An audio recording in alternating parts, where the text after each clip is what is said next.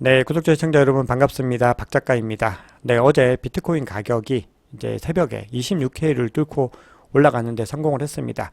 그런데 좀 중요한 저항 영역이라고 했던 26.8K를 뚫는 데는 실패를 했죠. 그리고 지금 촬영 시점 기준으로는 여전히 26K에 머물고 있지만 1시간 봉으로 보면은 가격이 조금씩 빠지는 모습들을 보이고 있습니다. 자, 그래서 지금 비트코인이 어째서 반등을 했는지, 그리고 이 가격 추이들이 어떤 식으로 연결될지에 대한 이야기들을 해보고요. 그리고 지금 현재 이 시장의 상황들이 어떤지를 또 여러 가지 기사들과 다양한 데이터들을 통해서 확인해 보도록 하겠습니다.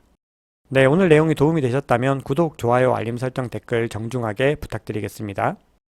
네, 어제 미국의 3대 지수 먼저 보겠습니다. 자, 지금 보시면은 나스닥은 0.9% 가까이 빠지는 걸 볼 수가 있습니다. 자, 그럼에도 비트코인은 어제 상승에 성공을 했죠. 그렇기 때문에 둘이 디커플링이 굉장히 많이 심화되었다라는 부분들을 볼 수가 있습니다. 그래서 지금 비트코인은 완전히 성격이 다른 본인만의 어떤 정체성을 가지고 있는 확고한 자산으로서 조금 더 강해지고 있다라는 생각들을 하게 됐습니다. 자, 그럼 어제 이제 나스닥을 비롯해서 3대 지수가 좀 좋지 못한 움직임을 보인 이유는 이 연준의 추가 긴축 우려가 더 이제 짙어지는 모습들을 보였고요. 그리고 이 애플을 비롯한 기술주들의 주가 하락세가 이어졌던 부분들이 있거든요. 자, 그런데 보시면은 지금까지 계속해서 주가를 좀 괴롭혀왔던 이 2년물 국채금리와 10년물 국채금리가 사실은 조금씩 하락하는 모습이거든요. 지금 10년물 이렇게 내려가고 있고, 이 금리에 더 민감한 2년물 같은 경우는 더 가파르게 지금 하락하는 모습들을 보였는데, 그럼에도 나스닥이 굉장히 좀 눌리는 모습들을 보였단 말이죠. 네, 그 이유는 미중 패권 구조에서 좀 찾을 수가 있는데요. 중국이 이 공무원들에게 아이폰 사용 규제를 이제 더 강화할 거다라는 기사들이 전해진 겁니다. 그래서 애플과 이 부품주의 하락으로 이어졌고, 이게 전반적인 나스닥의 침체로 이어지게 된 겁니다. 이 나스닥의 굉장히 중요한 주식들은 이게 하나 하락하면 시장을 전반적으로 좀 많이 억누르는 효과들이 있죠. 거기다가 애플은 이 나스닥을 비롯해서 이 미국 전체의 최고 대장주이기 때문에 그 영향이 컸다라고 볼 수가 있습니다. 자, 그런데 금리에 대한 압박들이 조금 더 강해지고 있는 게, 어제 나온 또 경제 지표들이 둘 다 미국의 경제가 견고하다라는 시그널로 나왔습니다. 어제 매주 발표되는 신규 실업수당 청구 건수가 이전치를 하회를 하고 예측치도 좀 크게 하회를 하는 모습들을 보였습니다. 21만 6천 명으로 집계가 됐거든요. 그래서 이걸 또 봤을 때는 미국의 고용은 여전히 견고하다. 자, 이런 시그널로 볼 수가 있습니다. 그리고 어제 나온 이 수치는 이게 조금 이제 주춤하게 조금 늘어나는 추세였는데, 지난 2월 이후로 가장 적은 수준으로 지금 집계가 되고 있습니다. 네, 거기다가 어제 미국 비농업 부분 생산성 지표도 발표가 됐는데, 지금 이전치는 마이너스였는데 지금 3.5%가 나왔습니다. 그리고 지금 예측치가 표기가 조금 잘못됐더라고요. 이 월스트리트 저널에서 집계한 거는 3.4%입니다. 그러니까 예측치까지 지금 상회하는 모습들을 보이고 있죠. 그래서 미국의 어떤 비농업 부분 생산성이 견고하다. 그렇기 때문에 고용도 견고하고 어떤 생산성도 견고하기 때문에 이 경제가 굉장히 아직까지도 견고하다라는 시그널로 나오는 거죠. 네, 그렇게 됐을 때 연준은 금리를 조금 더 유지해야 될 필요성이 생기게 된 거죠. 네, 그래서 이번 달에 금리를 동결할 것이다 라는 시장의 예측은 92%로 압도적으로 여전히 높지만, 다음 달에 금리를 동결할 것이다 라는 의견은 며칠 전에 65%까지 올라갔었는데 지금은 무려 48.5%까지 내려왔습니다. 그리고 0.25%포인트 인상할 것이다 라는 어떤 의견들과 거의 동률을 이루고 있습니다. 네, 그럼 비트코인 차트를 보겠습니다. 네, 어제 장대 양봉을 그리면서 비트코인이 26K 돌파에 성공을 했습니다. 자, 그리고 지금 고점을 찍고 계속해서 지금은 또 가격이 빠지고 있는데요. 촬영 시점 기준으로는 26.2K에 머물고 있습니다. 그래서 지금 26K를 계속 지켜낼지에 대한 어떤 여부들도 중요하다고 볼 수가 있겠죠. 네, 어제 비트코인은 1.89%, 거의 2% 가까이 상승을 했고요. 이더리움은 0.9%, 그 외 나머지 알트코인들도 대부분 파란불이 들어와 있습니다. 네, 어제 비트코인 도미넌스도 장대 양봉을 이렇게 그리면서 촬영 시점 기준으로는 49.45%입니다. 공포 및 탐욕 지수도 지금 5계단 한 번에 상승을 하면서 46입니다. 그런데 여전히 공포 단계인데요. 지금 공포 단계에서 중립으로 가기까지 1 정도의 스코어가 남았습니다. 지금 47 이후부터는 중립이기 때문에 이후에 시장의 투심이 어떻게 살아나고, 그리고 이제 전환이 일어날지를 지켜봐야 됩니다. 네, 그러면 CBD 차트를 보겠습니다. 네, 지금 CBD 차트의 어떤 원리들에 대해서 궁금해 하시는 분들이 계셔서 제가 요거는 커먼 체인에서 조만간에 한번 정리를 해서 이게 어떻게 산출되는지, 그리고 이 고래들이 의미하는 바가 무엇인지 이런 것들을 상세하게 말씀을 좀 드려보겠습니다. 네, 어제 보여드린 장표상으로는 뭔가 고래들의 움직임이 가격에 좀 속 시원하게 반영이 안 되는 것 같은 그런 느낌이 있었는데, 오늘 이제 보여드린 이 장표에서 보면은 고래들의 물량 투입들이 가격을 상승시키는데 지금 큰 역할들을 하고 있는 것을 확인을 하실 수가 있습니다. 먼저 파이어 차트를 보시면요, 25K에 굉장히 진했던 이 매수벽이 많이 옅어져 있고, 그 하단에 있었던 굉장히 두터웠던 매수벽은 아예 거의 사라져 있는 모습들을 볼 수 있습니다. 그리고 이 상단에도 굉장히 매수벽들이 촘촘하게 이어져 있지만 굉장히 희미하다라는 걸 볼 수가 있어요. 자, 이건 두 가지로 해석을 할 수 있는데, 하나는 어쨌든 지지 영역들이 좀 약화되었다라는 부분들이 있죠. 그런데 또 하나는 이 매수 세력들이 이 가격 밑으로 내려갈 가능성을 조금 더 적게 보고 있다라고도 해석을 할 수가 있거든요. 그래서 아무튼 지금 가격이 올라가서 지금 바로 밑 하단에서도 매수벽은 형성이 되어 있지 않습니다. 자, 그런데 매도벽도 약간 비슷한 상황인데요. 지금 이 구간까지는 뚜렷한 매도벽이 없고요. 28K에서 좀 뚜렷하게 매도벽이 형성이 되어 있습니다. 그리고 28.5K에 그보다는 희미하게 형성이 되어 있고, 그 상단으로 또 30, 32K에서 매도벽이 형성이 되어 있습니다. 자, 그러면 고래들의 움직임을 한번 보시겠습니다. 네, 어제 가격을 끌어올린 장본인은 가장 큰 규모의 물량들을 움직인 세력들이었습니다. 그 규모의 고래들인 거죠. 그래서 갈색 고래 같은 경우는 여기서 물량을 넣기 시작을 했는데, 자, 이 구간에서도 추가로 물량을 투입을 하면서 가격이 크게 반등하는 모습들을 보였습니다. 자, 같은 기간 동안에 이 보라색 고래 같은 경우는 이 구간까지는 물량을 던졌는데, 갈색 고래가 들어가는 이 구간에서는 같이 물량을 좀 넣어주면서 가격 상승을 조금 이끌었던 것 같습니다. 그런데 지금 여기 보시면 다시 일정 부분 매도하는 구간에서 가격이 하락하는 걸 볼 수가 있습니다. 자, 그리고 녹색과 빨간색 고래도 비슷한 움직임을 보이고 있는데요. 녹색 고래 같은 경우는 물량을 이렇게 넣고 있는 모습들, 매입을 하고 있는 움직임들이 확연하게 관찰이 되는데, 지금 이 빨간색 고래 같은 경우는 계속해서 사고 팔고를 반복하는 모습들을 보이고 있습니다. 자, 그리고 가장 작은 규모의 어떤 물량들은 계속해서 던져내는 모습들을 보이고 있습니다. 그래서 지금 고래들의 손바뀜이 굉장히 활발하게 일어나고 있다는 걸 볼 수가 있습니다. 네, 어제 가격이 갑자기 반등한 이유는요, 우선 특별한 어떤 규제 이슈나 거시경제 관련 이슈는 없었습니다. 늘 비슷한 수준의 어떤 이슈들이었고요. 그리고 어떤 규제와 관련된 부분들도 특별히 달라진 부분들이 없죠. 그렇기 때문에 아마도 기술적인 반등이 이루어진 것으로 볼 수가 있습니다. 지금 최근에 가격은 지지부진하지만 고래들의 어떤 온체 이상의 움직임들이 굉장히 툭툭 튀는 지점들이 있다라고 말씀을 드렸는데, 그런 부분들이 이제 반영이 된 것으로 보입니다. 자, 그런데 비트코인의 가격이 2%에서 3% 정도 이렇게 오르내리고 하는 그런 과정들은 뭐 어떤 특별한 이유가 있어서 꼭 일어나는 건 아니고요. 지금 변동성이 굉장히 적고 유동성이 고갈되어 있는 상태이기 때문에 어떤 특정한 세력들이 조금만 어떤 물량들을 많이 태워도 이게 가격이 크게 움직일 수 있는 부분이거든요. 그래서 어제는 아마도 그런 요인이 아닐까라고 생각을 하는데요. 지금 산티멘트의 자료를 봐도요, 지금 2주 동안에 가격은 계속 좀 지지부진한 움직임이었지만 거래소의 비트코인 공급량은 계속해서 좀 증가해 왔다라는 걸 볼 수가 있습니다.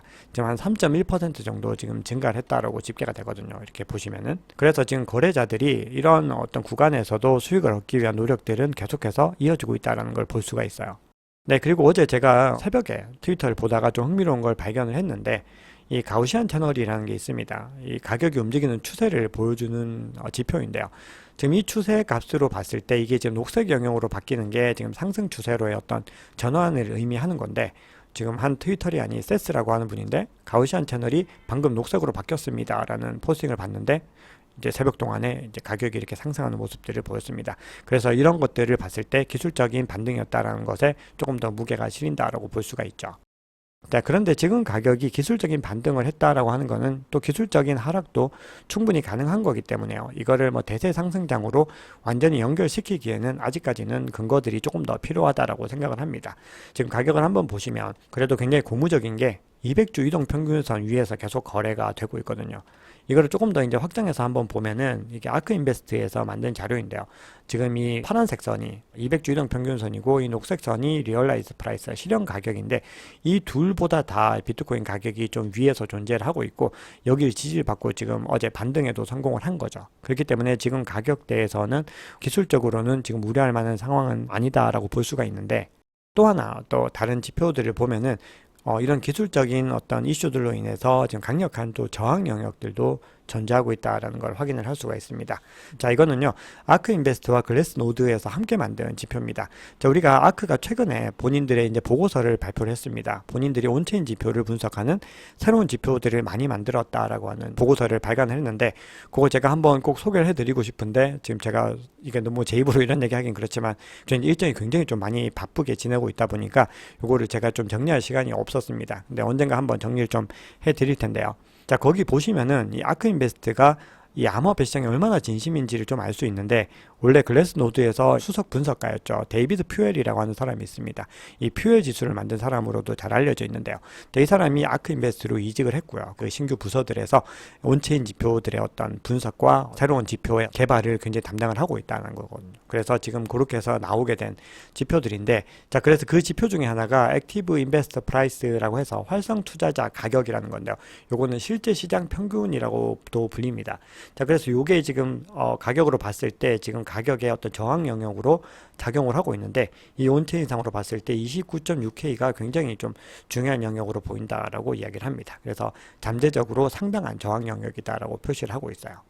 네, 그래서 지금 단기간에 가격이 어떻게 될지를 조금 더 이제 추가적으로 말씀을 드리면, 비트코인 가격이 26,000달러, 지금 26K를 계속 유지하는 것이 중요하다고 말씀을 드렸습니다. 그래서 지금 이 구간에서 지금 반등에 성공해서 지금 주간 차트로도 이렇게 모습들이 나타나고 있는데요. 지금 더블탑이 형성되고 있는 어떤 기술적인 어떤 패턴들이 나오고 있는데, 지금 두 번의 고점은 형성을 했고요. 지금 하락하고 있는 구간에서 만약에 이 구간을 지지를 하게 되면은 더블탑 패턴이 성립이 되지 않는 거죠. 그래서 하락세에서 벗어나서 상승세로 이제 전환할 가능성이 높아지게 되는데, 그래서 지금 주간 종가가 어디서 마감이 되는지, 즉 이 구간에서 다시 더 떨어지는지 아니면 이 구간을 계속해서 지켜낼 수 있는지를 단기간으로는 좀 지켜봐야 되는 부분이 있습니다. 자, 계속 이렇게 좀 말씀을 드리는 이유는 지금 현물 거래량이 역사적으로 거의 2017년 이후로 거의 최저치까지 떨어지고 있거든요. 그렇기 때문에 현물 거래량이 이렇게 떨어진다는 거는 정말 우리가 뭐 생각하기에 정말 별것 아닌 정도의 물량이 시장에 들어와도 가격이 막 휘청휘청 거릴 수가 있는 부분들이 있는 겁니다. 그렇기 때문에 우리가 이제 투자자분들은 요거를 감안을 해서 우리가 분할 매매로 접근을 해야 된다, 이렇게 늘 강조를 드리고 있습니다. 그리고 또 하나 흥미로운 지표를 좀 말씀을 드리면, 이 SOPR 지표라는 게 있습니다. 온체인 지표 중에서 굉장히 중요한데, 이게 룩인투 비트코인에서 무료로 제공되는 지표는 아니고, 뭐 글래스노드나 크립토콘트를 이용해야 돼서 제가 커먼체인에서 빨리 다루고 싶은데 지금 안 다루고 있는 지표이기도 한데, 아마 이것도 아마 조만간 설명을 좀 드리게 될 것 같습니다. 자, 이 지표는 어떤 원리냐면, 비트코인 보유자가 이 코인을 이익으로 판매를 하는지 손실을 보고 판매를 하는지 그 지표를 의미를 하는 겁니다. 굉장히 벌써 의미만 들어도 좀 중요한 지표라는 생각이 들죠. 그래서 이 지표의 값이 1보다 크면 시장의 평균 보유자가 이익을 위해서 코인을 이동하고 있다는 걸 의미하고요. 반면 이게 1보다 낮게 됐을 때는 손실을 감수하고서 판매를 하고 있다는 걸 의미합니다. 그래서 이 기준이 바로 1이 되는데요. 요거를 이제 역사적으로 봤을 때 이 비트코인의 단기 SOPR의 30일 이동 평균을 가지고서 이제 차트를 만들어 보면은 1에서 지지를 받고 반등한 사례들이 굉장히 많았습니다. 지금 보시면 1에서 굉장히 반등하고 올라가는 부분들이 많죠. 그리고 반면에 하락을 하게 되면 이게 1에서 다시 저항 영역으로 작용을 하고 있다는 걸 볼 수가 있죠. 올해도 비슷한 패턴들이 지금 나타나고 있는데요. 네, 근데 최근에 이게 이제 1 미만으로 내려가게 됐는데, 이번 상승을 통해서 추세적으로 완전히 전환을 하게 될지, 더 크게 하락을 하게 될지는 또 지켜봐야 되는 부분들이 있는 거죠. 네, 그럼 중요한 뉴스들 몇 가지만 전해드리고 이제 가격의 조금 장기적인 부분들을 좀 보겠습니다. 네, 블룸버그가요, JP 모건이 예금 기반 토큰 출시를 검토하고 있다라고 기사를 내보냈습니다. 자, 그 목적은 국경 간 결제 속도를 높이기 위해서 이거를 이제 검토를 하고 있는 거거든요. 그래서 지금 기본 인프라 개발이 완료가 되었고, 미국 규제 당국 승인 없이는 토큰 발행 등을 진행할 수 없기 때문에 지금 규제 당국의 승인을 받기 위해서 지금 계속해서 진행을 하고 있다라는 거거든요. 자, 이 얘기를 보면은 지금 전통 금융권들이 이 블록체인과 크립토 산업을 어떻게 수용하고 있는지를 볼 수가 있습니다. 제가 어제 연준과 XRP의 관계에 대한 영상을 올려드렸는데요. 지금 연준이 XRP, 리플에 대해서 적대적인 스탠스를 취하지 않는 이유는 어차피 막을 수 없는 것이라면 본인들이 이 장점들을 최대한 활용해서 본인들의 시스템들을 개선하는데 활용할 거다라고 말씀드렸죠. 약간 그런 논리들이 지금 세계를 대표하는 이 초대형 은행인 JP모건에서도 지금 관찰이 되고 있는 거죠. 네, 그리고 리플과 비슷한 어떤 소송 사례로 꼽히는 회사 중에서 LBRY라고 하는 회사가 있습니다. 블록체인 기반의 오픈소스 파일 공유 및 결제 프로젝트인데요. SEC로부터 소송을 당해서 법원 판결에서 패소를 했었습니다. 그래서 이 법원에서는 벌금을 부과하고 LBC 발행을 금지하도록 조치를 했는데 이번에 리플이 분승소를 하고 나니까 다시 항소를 했습니다. 자, 그래서 지금의 어떤 스탠스들은 SEC가 지금 어떤 규제를 강화를 하더라도 이 규제를 당하는 기업들이나 어떤 단체들이 절대로 호락호락하게 SEC에게 휘둘리지 않는 지금 그런 움직임들이 계속해서 보여주고 있습니다.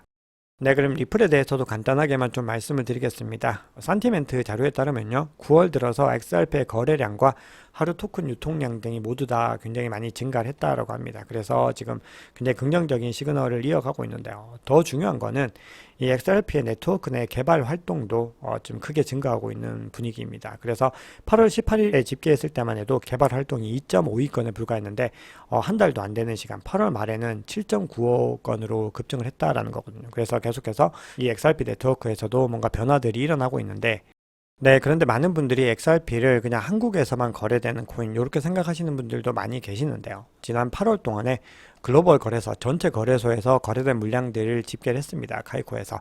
근데 XRP가 모든 알트코인 중에서 1위를 기록을 했죠. 2위가 솔라나였는데 뭐 훨씬 더 많은 물량들을 지금 거래했다라는 것을 볼 수가 있습니다. 그래서 XRP에 대해서 판단할 때는 이 리플과 XRP의 어떤 가치들에 대해서 너무 이걸 밀접하게 연관을 시켜서 그렇게 생각할 필요도 없지만 그렇다고 이걸 너무 또 부정적으로 생각을 해서 리플과 XRP는 아무 관계가 없다 이렇게 하는 것도 사실은 뭐 올바른 인식은 아니거든요. 그래서 우리가 계속해서 거래량들과 개발 활동들과 여러 가지 어떤 매출량 같은 것들을 확인을 해서 우리가 종합적으로 판단할 필요가 있다라고 생각을 합니다. 그런데 이거는 리플에 대한 매수 매도 추천이 아니라는 거 다시 한번 더 강조를 드리겠습니다.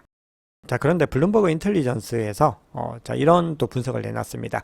SEC가 비트코인 현물 ETF 거부에 새로운 근거를 찾아서 소송을 제기할 가능성이 있다. 또 이렇게 주장을 하고 있습니다. 자, 그러면서 SEC가 ETF 승인 거부를 위해서 다른 상품에는 적용하지 않았던 이상한 새로운 테스트를 도입할 수도 있다라고 주장을 합니다. 자, 그러면서 굉장히 자의적이고 변덕스러운 새 소송에 직면할 수 있다라고 지적을 했습니다. 자, 그렇기 때문에 우리가 지금 비트코인 현물 ETF에 대해서 굉장히 긍정적인 어떤 마음들을 가지고 있고 긍정적인 시그널들을 가지고 있지만 SEC가 굉장히 만만치 않은 저항을 할 수 있다는 걸 늘 염두에 둬야 된다는 거고요. 그렇기 때문에 XRP와의 소송에서도 어떤 새로운 국면들이 나타날지에 대해서도 계속해서 지켜볼 필요가 있습니다. 자, 그럼에도 중장기적인 전망에 대해서는 조금 더 이 불리시한 관점들이 더 유효하지 않을까라고 생각을 하고 있는데요. 멕시코 3대 부호 중에 한 명인 리카르도 살리나스라고 하는 사람이요. 최근 한 팟캐스트 방송에서 포트폴리오에 비트코인과 마이크로 스트래티지 그리고 비트코인 채굴 관련 주식들을 보유하고 있는데 이것만 보유하고 있다 이렇게 주장을 하면서 굉장히 또 많은 사람들의 관심을 끌었습니다. 자, 그리고 디지털 자산 금융 전문가 협의회 대표이면서 에델만 파이낸셜 서비스의 대표인 릭 에델만이 2025년 여름까지 비트코인 가격이 약 15만 달러에 이를 것이다 라고 전망을 했습니다. 네, 그 이유에 대해서는 비트코인 현물 ETF와 어떤 규제 이슈가 명확해지는 부분들을 들고 있습니다. 네, 그럼 마지막으로 이 장표를 보여드리면서 영상 마무리하겠습니다. 자, 2015년, 즉 2차 불장이 오기 직전 시점부터 지금 현재까지 시점의 어떤 차트의 움직임들을 이제 월봉으로 살펴봤을 때 굉장히 이런 패턴의 움직임들이 지금 나타나고 있다라는 거거든요. 그리고 RSI의 움직임들도 거의 동일하게 지금 패턴들을 이어가고 있는데, 자, 이렇게 이제 반등하게 된 이유들을 이야기를 하면서 내년을 굉장히 주목해야 된다라고 얘기를 하고 있어요. 근데 이건 우리 모두가 뭐 다 생각을 하고 있는 거죠. 근데 여기서 이제 어떤 시점들 얘기를 하는데 1월에서 3월까지는 비트코인 현물 ETF의 어떤 승인 여부가 결정이 날 것 같다라는 거죠. 그리고 4월에는 비트코인 반감기가 예정이 되어 있고, 그리고 아마 6월에는 연준의 어떤 금리나 결정 같은 부분들도 좀 윤곽을 드러내지 않을까라고 이야기를 하고 있습니다. 물론 이건 이제 외신들에서 언급되는 부분들을 가지고서 추측을 한 거죠. 그래서 만약에 이런 세 가지 사이클들이 모두가 딱 맞아 떨어졌을 때는 우리가 예상하는 것보다 더 큰 상승이 올 수도 있겠죠. 근데 이런 부분들이 생각보다 이제 타이밍이 맞지 않게 됐을 때는 이 시점들이 굉장히 좀 달라질 수 있다는 것들을 우리가 염두에 둬야 됩니다. 자, 오늘 준비한 얘기는 여기까지입니다. 여러분 오늘 내용이 도움이 되셨다면 구독, 좋아요, 알림 설정, 댓글 정중하게 부탁드리겠습니다. 지금까지 박 작가였습니다.